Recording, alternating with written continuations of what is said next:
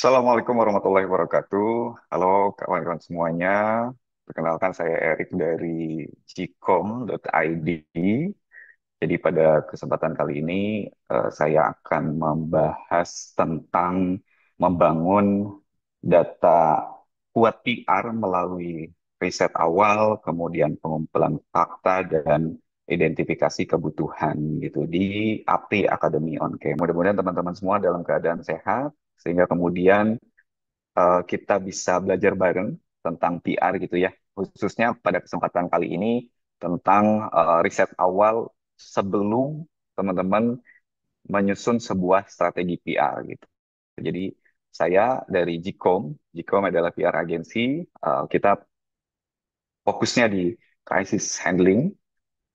Kita juga bagian dari APRI sejak 2024 lalu gitu ya. Ada beberapa layanan saya kenalkan sedikit gitu ya. Ada handling crisis, kemudian manajemen reputasi, public affairs, konsultan komunikasi, media relation, dan PR campaign.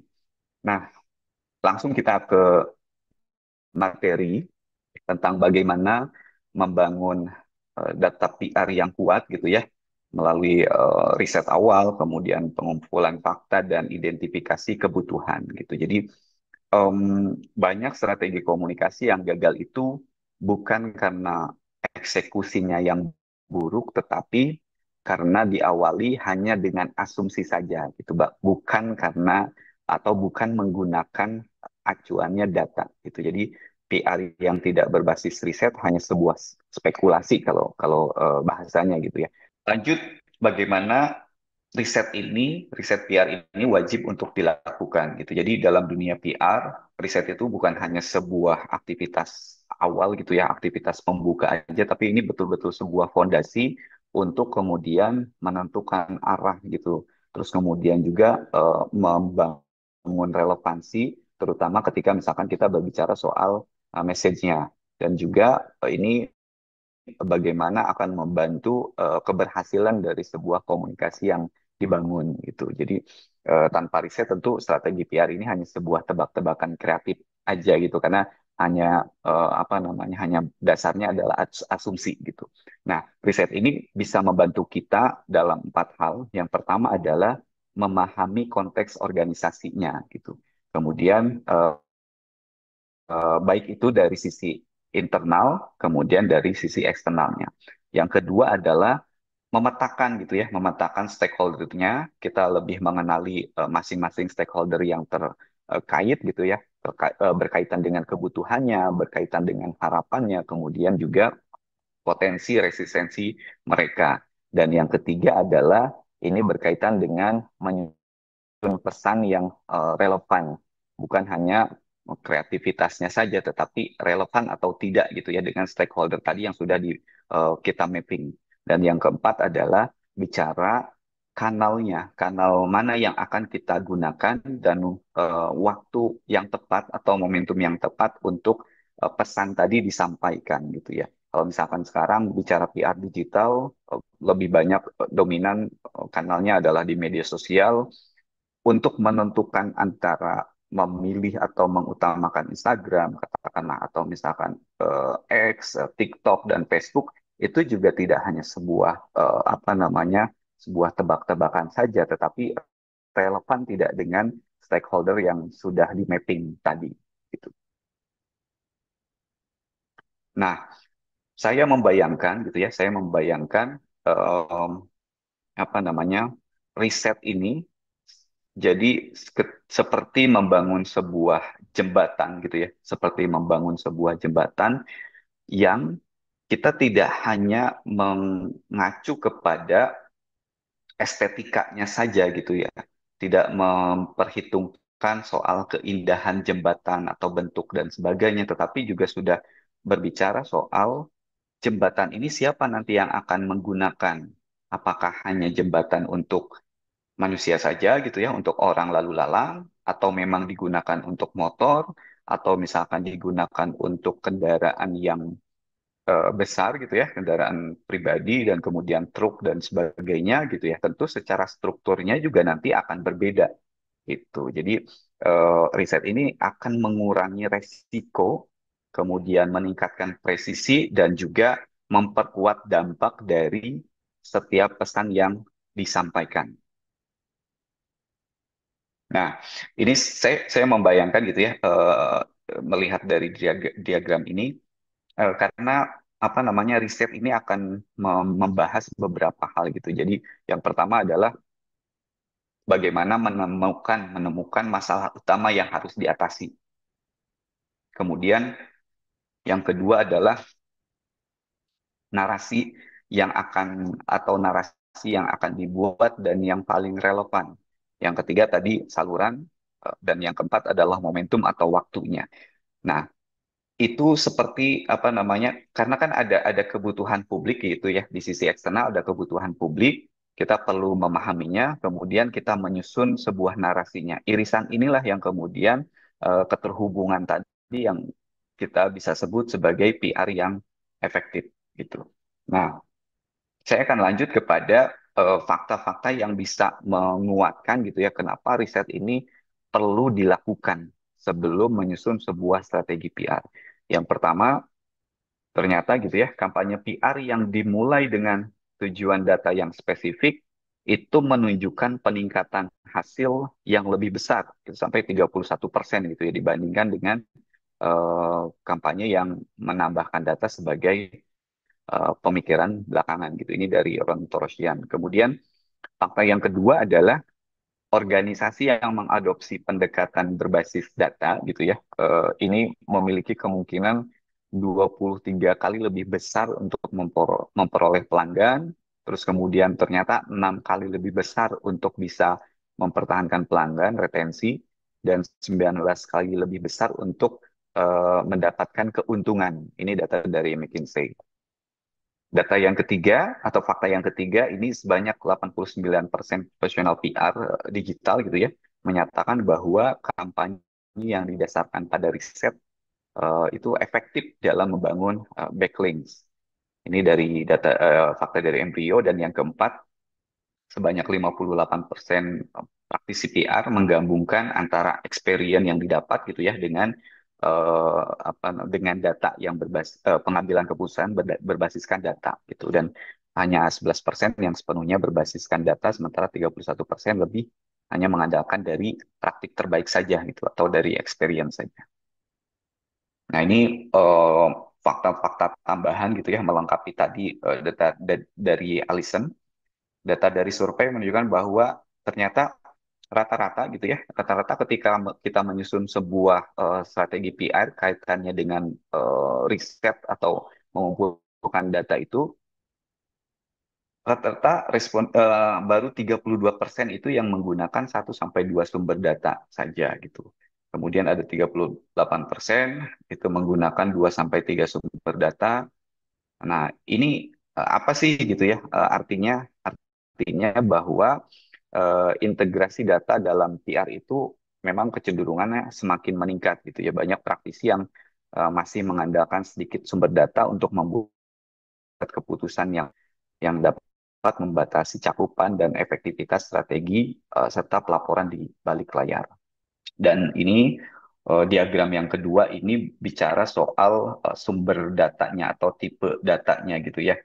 Jadi ternyata baru 7% saja eh, praktisi PR begitu ya, praktisi PR yang menggabungkan keseluruhan sumber data, bisa dari social media listening, kemudian dari data sekunder, kemudian dari data-data lainnya. Selebihnya memang masih terbatas gitu ya, bahkan masih manual. Nah, dan grafik yang ketiga, diagram yang ketiga ini menunjukkan bagaimana tim dalam menggunakan data gitu ya dalam kegiatan komunikasi. Jadi sebanyak 25% responden menggunakan data hanya untuk memantau atau menganalisis performa kampanye saja gitu. Sementara ada 37% menggunakan data ini untuk menyempurnakan pesan utama dan pemilahan media gitu. Kemudian mayoritas responden 38% telah ini berada pada tahap yang lebih maju. Mereka memanfaatkan data tidak hanya untuk analisis dan penyempurnaan, tetapi juga untuk riset audiens gitu ya.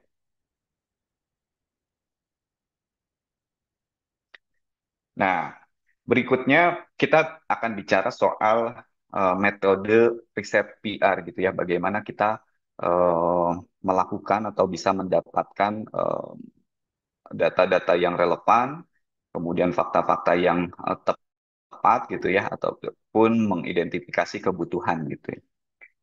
Nah, yang pertama ada metode desk research. Jadi ini tujuannya adalah kita menggali informasi dari sumber yang sekunder. Contoh penerapannya, yang saya sudah lengkapi gitu ya, bisa melalui laporan tahunan, kemudian media monitoring, jurnal, laporan riset terdahulu gitu. Jadi memang ini hanya berdasarkan dari eh, sumber sekunder. Kemudian ada metode yang kedua adalah wawancara mendalam. Jadi ini sifatnya lebih aktif gitu ya untuk menggali opini dari key person atau stakeholder baik internal ataupun eksternal gitu ya. Penerapannya bisa melalui wawancara dengan CEO katakanlah misalnya dengan juru bicara, dengan tokoh masyarakat gitu ya, dengan media dan sebagainya. Metode yang ketiga adalah survei kuantitatif. Jadi ini tujuannya lebih bagaimana mengukur sikap atau persepsi dalam skala yang luas gitu. Kuesionernya sekarang tentu lebih mudah gitu ya, bisa dilakukan secara online gitu. Dan yang keempat ada FGD. Jadi ini mendalami opini sekelompok orang dengan demografi yang tertentu ya, yang kita bisa tentukan. Yang kelima ada observasi. Observasi lebih kepada mengamati perilaku gitu ya. Kemudian juga contoh penerapannya ini misalkan observasi penggunaan fasilitas publik, kemudian perilaku warga di TPS misalnya ketika menyusun bagaimana strategi berkaitan dengan pemilu. Dan yang ke apa namanya yang keenam itu ada social media listening. Ini bagaimana melacak opini publik yang tersebar di sosial media, terutama di digital secara real time, karena perbincangannya kan bisa terus-menerus gitu ya. Dan contoh penerapannya ini bisa memantau tren hashtag, kemudian sentimennya seperti apa, keywordnya gitu ya, isu-isunya gitu. Ini saat ini banyak sekali tools untuk social media listening yang bisa digunakan baik dari luar gitu ya ataupun di lokal di Indonesia juga banyak sekali gitu. Terutama teman-teman apa di APRI juga banyak yang memang menggeluti di sini.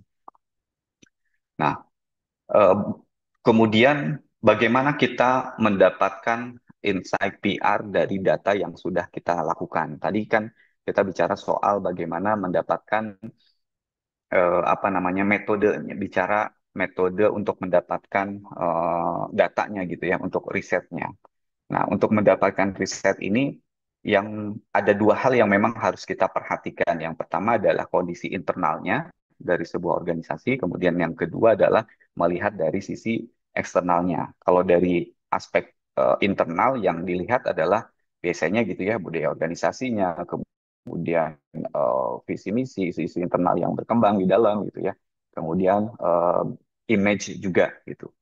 Kalau eksternal tentu bicaranya adalah opini publik yang berkembang, kemudian tren sosial dan isu-isu terkini yang sedang hangat dibicarakan seperti itu.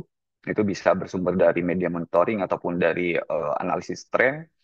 Nah, kemudian aspek lainnya adalah kompetitor. Kompetitor untuk ini untuk membantu benchmarking juga gitu ya.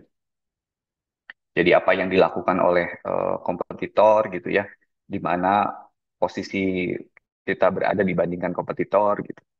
Kemudian juga aspek lain dari kondisi eksternal adalah media framing. Ini bagaimana media memposisikan em, sebuah organisasi gitu ya. Kemudian juga apakah positif, negatif dan atau netral. Aspek lainnya yang dilihat dari eksternal adalah kebijakan dan regulasi. Jadi untuk mendapatkan sebuah insight berkaitan dengan riset PR ini ya, menggabungkan gitu ya, menggabungkan antara data kuantitatif yang kita dapatkan tadi misalkan dari survei dan sebagainya atau dari social media listening gitu ya dengan data kualitatif untuk melihat pola-polanya dan anomalinya gitu. Analisisnya tentu bisa dilakukan dengan yang sederhana lewat apa SWOT gitu ya, kekuatannya, kelemahan, peluang dan ancaman.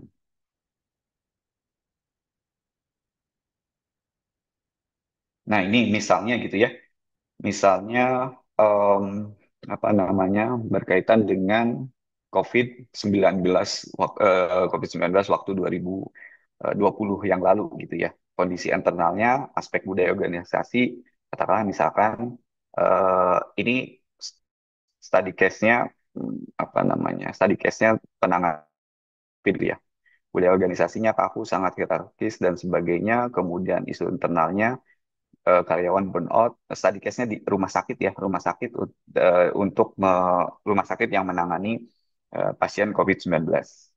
Kapasitas humasnya, tim humas hanya 3 orang dan sebagainya. Kemudian persepsi karyawan merasa tidak dengar, kurang komunikasi dan sebagainya. Nah, sementara untuk kondisi eksternalnya, opini publik ternyata ada sentimen negatif terhadap rumah sakit sebagai tanda petik bisnis kematian gitu ya. Kemudian ada framing media, beberapa headline menuduh rumah sakit komersialkan pasien COVID-19. Tren sosialnya, meningkatnya empati publik terhadap tenaga medis, regulasinya, aturannya terus berubah gitu ya. Pada saat itu memang terus berubah karena memang kondisinya, sehingga masyarakat ada kebingungan. Jadi insight internal, organisasinya rapuh secara moral dan jika isu negatif keluar tidak siap menangani. Sementara insight eksternalnya publik sedang sangat sensitif, mudah curiga dan membutuhkan narasi empati serta transparansi gitu ya. Jadi kampanye PR yang baik itu lahir dari data internal yang jujur dan konteks eksternal yang benar-benar dipahami. Kadangkala kita tidak mau jujur gitu ya untuk melihat sebuah kenyataan terutama dari sisi dalam atau dari sisi internal. Nah, selanjutnya ini adalah bagaimana kita mengidentifikasi kebutuhan stakeholder gitu ya. Ada peta kuadran, ini umum untuk dilakukan. Bagaimana kita menempatkan atau mapping gitu ya, memapping stakeholder berdasarkan eh, influence-nya dan interest-nya gitu. Jadi ada apa? Ada kuadran satu ini low power, low interest, kemudian low power, high interest ini kuadran dua, dan kuadran ketiga adalah high power, low interest, dan yang keempat adalah high power dan high interest. Nah, biasanya kalau kemudian stakeholder ada pada kuadran satu yang secara apa namanya powernya lemah, kemudian interestnya juga lemah gitu ya. Power ini didefinisikan sebagai pengaruhnya gitu ya, pengaruh influence-nya. Yaitu cukup dilakukan monitor saja gitu ya. Berbeda berbeda di kuadran kedua gitu ya. Secara influence-nya eh, lemah, tetapi secara interest-nya tinggi gitu. Nah, ini punya potensi sebagai pendukung gitu. Jadi eh, apa namanya bisa dilakukan pendekatan. Sementara yang kuadran ketiga secara influence-nya tinggi, sementara secara interest-nya rendah gitu. Ini juga biasanya apa namanya pendekatan yang dilakukan adalah pelibatan mereka. Dan kuadran keempat adalah high power, high interest, influence-nya kuat, kemudian interestnya juga kuat. Ini adalah stakeholder yang strategis yang kemudian perlu menjadi utamanya gitu ya. Nah, identifikasi kebutuhan stakeholder juga nantinya akan berbicara soal empathy map. Jadi apa yang mereka pikirkan gitu ya, apa yang mereka rasakan, kemudian apa yang mereka lihat, kemudian apa yang mereka katakan, apa yang mereka lakukan gitu. Jadi kita perlu melihat sisi ini gitu supaya supaya apa gitu, supaya tadi ketika masuk untuk menyusun sebuah strategi PR, pesannya relevan gitu ya. Pesannya relevan dengan kenyataan yang dibutuhkan atau kebutuhan publiknya sesuai gitu ya. Nah, bagaimana langkah-langkah melakukan identifikasi stakeholder gitu? Yang pertama, ini tadi pemetaan gitu ya, bisa lewat tadi peta kuadran tadi. siapa stakeholder kita. Jadi siapa saja yang eh, terpengaruh gitu ya oleh program atau campaign yang ingin kita lakukan, kemudian juga siapa saja yang dapat mempengaruhi keberhasilan strategi kita.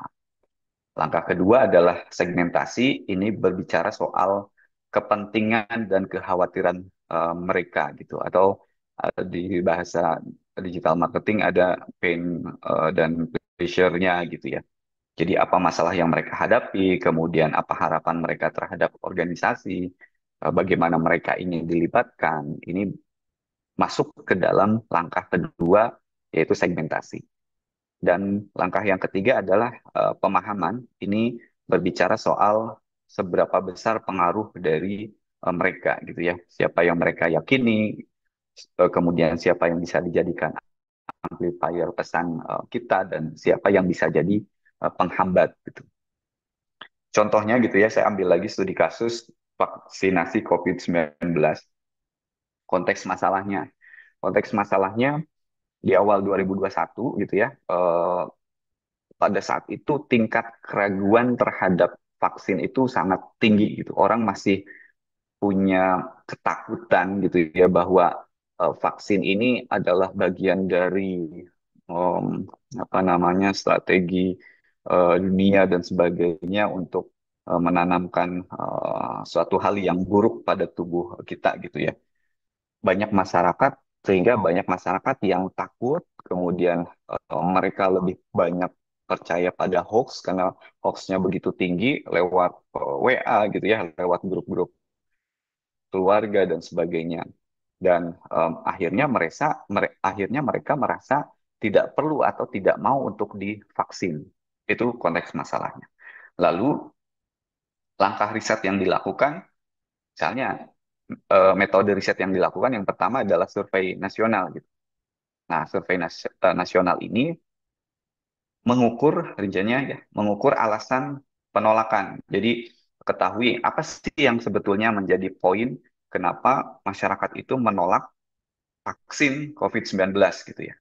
Apa misalnya karena takut efek sampingnya, atau karena bicara soal trust terhadap pemerintah gitu ya, atau tadi bicara teori konspirasi gitu. Orang terutama masyarakat di pedesaan gitu ya, memahami COVID-19 itu adalah sebuah konspirasi gitu.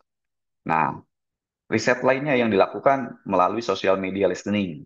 Jadi dari sosial media dianalisis percakapan terkait vaksin di semua media sosial gitu ya, terutama Twitter, Facebook, dan juga WA. Kemudian riset lain yang bisa dilakukan adalah FGD gitu ya. Jadi ini dengan melibatkan tokoh-tokoh agama, kemudian juga katakanlah misalkan dengan apa tokoh-tokoh masyarakat, terutama katakan dari kelompok ibu-ibu rumah tangga, kemudian dari kader kesehatan gitu ya. Ternyata dari sana ditemukan bahwa eh, suara tokoh lokal itu jauh lebih dipercaya dibandingkan dengan iklan-iklan pemerintah yang sebetulnya waktu itu kuat sekali gitu ya untuk mengkampanyekan vaksinasi COVID-19. Nah, dari sana strategi PR yang bisa dilakukan berdasarkan riset adalah menggunakan tokoh agama, pendekatan tokoh agama dan influencer lokal gitu ya, untuk menyampaikan narasi yang disusunnya. Nah, yang kedua, narasi itu tidak lagi wajib vaksin demi kesehatan, tetapi lebih mengedepankan kepada em, apa namanya, kepada keluarga terdekat gitu ya, melindungi keluarga, misalnya melindungi keluarga, atau misalkan demi anak kita, demi ayah ibu kita dan sebagainya. Jadi lebih kepada sisi-sisi empatinya. Distribusi pesannya ini lewat media sosial, WhatsApp broadcast, karena tadi penyebaran hoax cukup tinggi pada saat itu gitu ya, dan ceramah-ceramah keagamaan, karena pendekatan yang dilakukan adalah melalui tokoh agama. Tuh, jadi objektifnya adalah peningkatan signifikan partisipasi vaksin COVID-19 dan pengurangan hoax dan resistensi publik. Nah, ini studi kasus yang lain gitu ya. Kalau barangkali teman-teman ada yang ingat, waktu 2017 sempat ada iklan Pepsi Live for Now gitu ya. Ini dari siapa artisnya Kendall Jenner. Jadi eh, campaign ini atau iklan ini bertujuan untuk mengasosiasikan atau ingin menyampaikan bahwa Pepsi ini mendukung generasi muda gitu ya, yang aktif secara sosial gitu ya. Nah, di tengah waktu itu sedang ramai protes sosial soal Black Lives Matter. Nah, apa yang kemudian terjadi dengan iklan Pepsi Live for Now ini yang tidak sampai 24 jam langsung ditarik lagi iklannya gitu. Jadi, nah, yang kesalahan yang terjadi adalah si iklan ini tidak melakukan riset secara mendalam soal sensitivitas sosialnya gitu atau soal dinamika politiknya yang sedang terjadi pada saat itu gitu. Jadi dalam iklan ini digambarkan bahwa si Kendall Jenner ini memberikan apa namanya Pepsi gitu ya, satu kaleng Pepsi kepada polisi yang bertugas di sana. Jadi ada sekelompok anak muda yang protes gitu ya. Kemudian ujungnya mereka tertawa dan bergembira bersama antara kelompok demonstran dan polisi. Padahal kenyataannya gitu ya, kenyataan yang terjadi tidak demikian gitu. Bahkan lebih apa ya, lebih terjadi perseteruan yang cukup kuat gitu. Sehingga tadi sensitivitas sosialnya itu yang kemudian tidak dilihat oleh tim yang melakukan campaign ini. Akhirnya dari sana ya reaksi publiknya cukup kencang sekali gitu ya, mengecam kemudian juga tadi si iklan ini tidak sampai 24 jam langsung ditarik. Banyak juga meme-meme yang menyebar luas sehingga reputasi Pepsi-nya terguncang pada saat itu. Ini contoh studi kasus campaign yang kemudian eh, risetnya tidak dilakukan secara utuh atau ada satu missing link yang kemudian menggagalkan dari iklan ini, yaitu tadi soal sensitivitas mereka tidak bisa menempatkan itu. Nah, apa sih tantangan dan solusi dalam melakukan riset PR gitu ya? Saya sudah coba rangkum tantangan-tantangannya dan kemudian solusi yang bisa dilakukan. Yang pertama adalah ketika kita melakukan sebuah riset itu biasanya keterbatasan waktu gitu, apalagi eh, dituntutan dari atasan atau misalnya tuntutan dari klien gitu ya, waktunya yang sangat mepet gitu. Akhirnya ya dampaknya prosesnya jadi terburu-buru gitu, bahkan misalkan datanya jadi tidak relevan atau tidak mendalam gitu ya, belum belum utuh gitu dapat datanya. Tantangan lainnya adalah ini terbatasnya anggaran gitu, yang seharusnya seumpama harus dilakukan FGD, survei nasional dan sebagainya, tetapi karena keterbatasan anggaran, akhirnya yang dilakukan hanya melalui social media listening dan media monitoring. Dampaknya ya eh, eh, apa tadi skalanya mungkin datanya tidak cukup, cakupannya tidak luas gitu ya, hanya berdasarkan data yang bisa diakses secara mudah. Yang ketiga, ketersediaan data yang rendah. Ini dampaknya sulit membuat keputusan yang berbasis fakta. Yang keempat, resistensi internal. Ini biasanya dampaknya adalah berkaitan dengan pimpinan atau stakeholder enggan membuka diri terhadap evaluasi mendalam. Dan yang kelima, tantangannya adalah berkaitan dengan kapasitas tim. Jadi tim komunikasinya kurang apa namanya kurang tepat terlatih gitu dalam metode riset yang tepat. Solusinya bagaimana gitu ya terhadap tantangan-tantangan yang eh, ada yang terjadi tadi. Yang pertama bisa melalui quick and dirty research. Jadi ini melakukan riset yang kecil, cepat, tapi terstruktur gitu ya. Misalnya yang bisa dilakukan adalah melalui polling. Polling pun bisa dilakukan melalui digital gitu atau mini FGD. Solusi yang kedua yang bisa dilakukan adalah kolaborasi lintas fungsi. Ini bisa melibatkan beberapa tim yang lain gitu. Yang ketiga bisa menggunakan beberapa tools yang mudah diakses gitu ya, atau beberapa tools juga yang katakanlah yang free gitu ya, seperti Google Form, Typeform, dan sebagainya. Kemudian yang keempat, bisa memprioritaskan pertanyaan-pertanyaan kunci pada Paretonya saja gitu ya, fokus pada 3 sampai 5 pertanyaan utama yang benar-benar relevan untuk menyusun strategi PR tadi. Dan yang kelima adalah capacity building. Ini tentu perlu ada pembekalan gitu ya, penguatan terhadap tim internal untuk bagaimana mereka melakukan sebuah riset dasar, bagaimana mereka melakukan sebuah observasi, bagaimana mereka menganalisis dari tren media ataupun media sosial.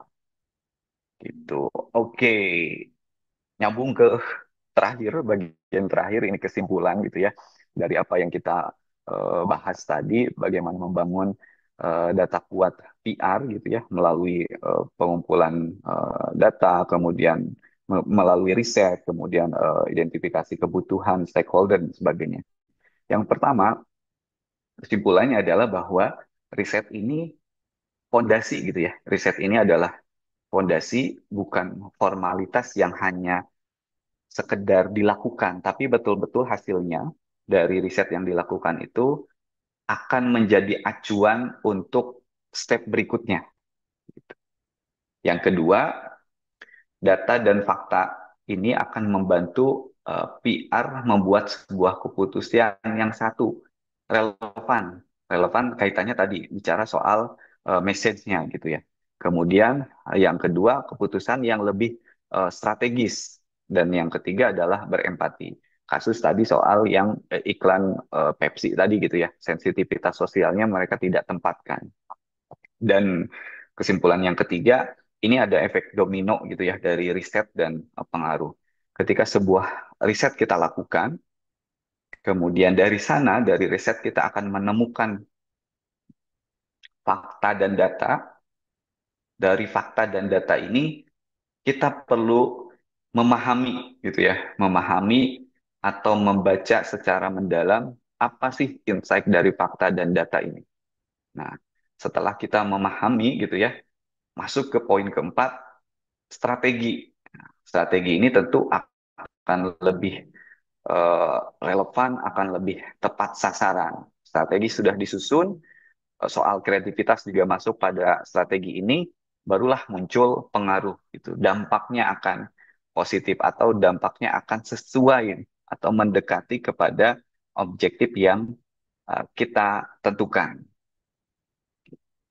Oke, terakhir sebagai penutup gitu ya. Jadi komunikasi tanpa riset itu hanya sebuah teriakan, tapi komunikasi berbasis riset adalah dialog yang bermakna. Oke, jadi tadi teman-teman kita udah belajar bareng bagaimana membangun data kuat untuk PR gitu ya, melalui riset, pengumpulan fakta, dan identifikasi kebutuhan. Jadi kalau misalkan nanti teman-teman ada yang ingin bertanya lebih lanjut soal riset untuk menyusun sebuah strategi PR, silahkan bisa kontak saya gitu ya. Nanti di ujung ada nomor kontaknya. Dan juga jangan lupa ada materi-materi lain tentang PR yang keren-keren banget di YouTube-nya Apri. Makasih banyak. Sampai jumpa.